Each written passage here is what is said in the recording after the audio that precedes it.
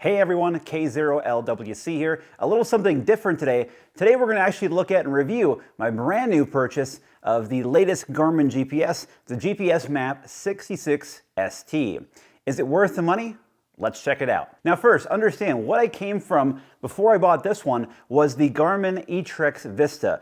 This GPS is about 18 years old, so this should be a major difference in terms of performance and features. So what Garmin came out with was two different new models of GPS. First, the Garmin GPSMAP 66st, which I have here, comes preloaded with topographic maps right out of the box. That'll give you things like rivers, lakes, coastlines, summits, and other geographic points to help you better navigate right out of the box. Now, if you want to opt for something a little cheaper, the 66S does not come preloaded with maps and will just give you basic breadcrumbs and wayfinding. However, if you want to spend the extra $50, go for the ST. I think it's well worth it. Now, taking a look at the actual unit itself, this unit is really quite a good size. One of the reasons for that is they did make the screen larger. This unit now features a 3-inch screen and a higher resolution than what you'll find on the 64 series from Garmin. It has a great tactile feel in the hand. It's rubberized throughout the entire exterior of the case. And if you have large hands like I do, being 6'4", this unit feels really great in the hand. Very sturdy, very secure, really great view of this massive 3-inch screen. The screen has a resolution of 240 by 400. That's an improvement over the 64S, which has a resolution of 160 by 240. Also, another great thing with this giant 3-inch color screen, it is easily viewable in direct sunlight. Very important when you're outside on those sunny Colorado days. So when using this unit, I found that it has a really great hand feel, as I mentioned, and it also is built to really great military spec standards. It's rated for 810G, meaning that it's resistant to thermal, shock, and water. So really, you can kind of beat this thing up and throw it around, and it's really going to stand the test of time. Another great thing I loved about this compared to the 64 series from Garmin is the buttons are a little bit farther spaced apart. They're a little bit larger, and when you push on them, they have a really great tactile feel. So if you're using this in a cold climate and have gloves on, this is going to be much easier to use than the 64 series. One of the features on this new Garmin GPS is something called BirdsEye satellite imagery. Now, if you're familiar with Garmin, that might be familiar to you.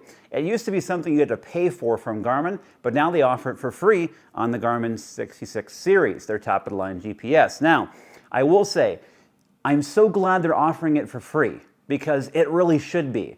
The fact that these maps used to be something you paid for is a shame. I pulled up the maps of where I live here in Colorado, and the maps have to be at least 7 or 8 years out of date. Now, could it be useful in, say, state parks, national parks, other terrain where, updates and changes aren't that frequent? Maybe. If you're looking for a clearing for a camping spot, you're looking for a specific trail in a certain area, sure, those things probably don't change a ton. But just know, the satellite imagery is vastly out of date, and so if I were paying for it, I'd probably be pretty upset. Another new function of this unit is something called ConnectIQ. Now, on old Garmin units, they used to call these apps features, and now they call them apps, but they're the same thing. And one of the most touted ones is weather forecasting, where you can get real-time weather information and real-time weather forecasts as long as you can get a signal with your cell phone. But here's my problem with that. The Bluetooth connection from this to your cell phone is absolutely atrocious. I work in technology, I'm fairly technical, and this thing was a pain to get set up and interfaced with my phone. I'm not even sure how I got it to work. It only took about, 2 hours to figure it out, and even now, I probably couldn't replicate that. When you're looking at this unit, if one of the reasons why you think you want to upgrade or maybe buy it is for all the other features like weather forecasting and other connection apps between this and your phone, I would advise against it. It's just not fully baked. It's not ready for prime time. Garmin needs to do better on this connectivity. It's another great example of a company that's not a software company trying to be one and failing at it. Come on, Garmin, figure it out. Now, a great feature that works really well is that this unit is compatible with your InReach device.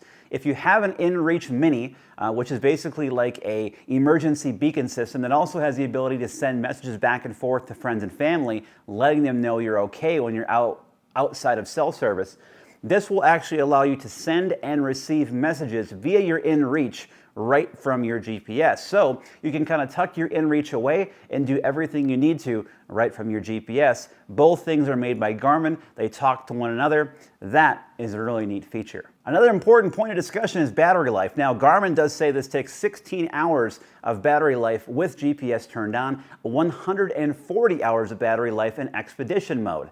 Now, I found that to be absolutely accurate. It does give you 16 hours with GPS turned on, more than enough to go out for a full day or even a weekend of camping. Now, if you're going to be using this a lot or using it for a very long trip, one of the great things about Garmin units is they don't have battery packs. When you pull off the back, you're just going to find 2 AA batteries. So if you're worried about battery life, throw a couple extra packs of AA's in your car or in your backpack, and you'll be all set to go. Battery life, pretty darn good on the 66 ST. Now, if you're like me, coming from a very, very old GPS unit, here is one of the major benefits of why you might want to upgrade.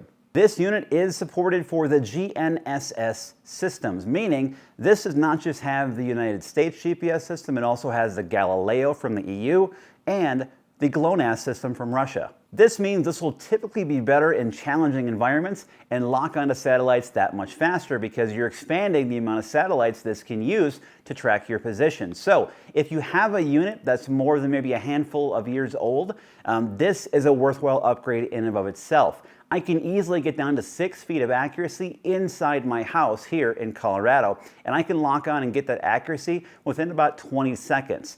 That's fantastic. Comparing that to this old unit, the old Etrex Vista, it would sometimes take 2 to 3 minutes to lock on to at least 5 satellites, and even then, I might get accuracies of 10 to 20 some feet. So this is future-proofed with the latest and greatest in GPS navigation systems, and they keep getting better every year because the EU continues to launch birds in their fleet, as does Russia. So if you have an older GPS, just that alone might be worth the upgrade.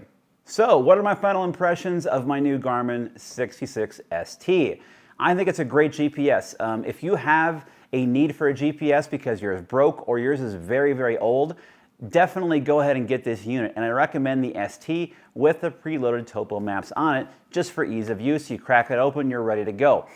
If you have a 64S or even a GPS from the last couple of years, I don't think there's as much of an incentive for you to upgrade. It is a great GPS unit, however, the connectivity features, the ConnectIQ, is just not ready for prime time and is not that compelling. You're not missing much. GPSs are GPSs. They're trying to make them different and have them put all kinds of bells and whistles on them, but at the end of the day, they're great for wayfinding and they're great for knowing where you're going. This thing excels at that. The screen is great, it's rugged, it has a flashlight built in, it feels great in the hand, great military spec build. It's a great unit for $450. However, if you have a unit that's only a couple years old, you might want to stick with that. Or if $450 is too much for you, do take a look at the 64 series, which can be had for a little over $200 right now, so you can almost cut your costs in half. So there's my review. If you have this unit, let me know what you think in the comments down below. And don't forget, please throw up a like on this video if you found it helpful. It helps me, and I really appreciate it. Thanks for watching, and we'll catch you again next time.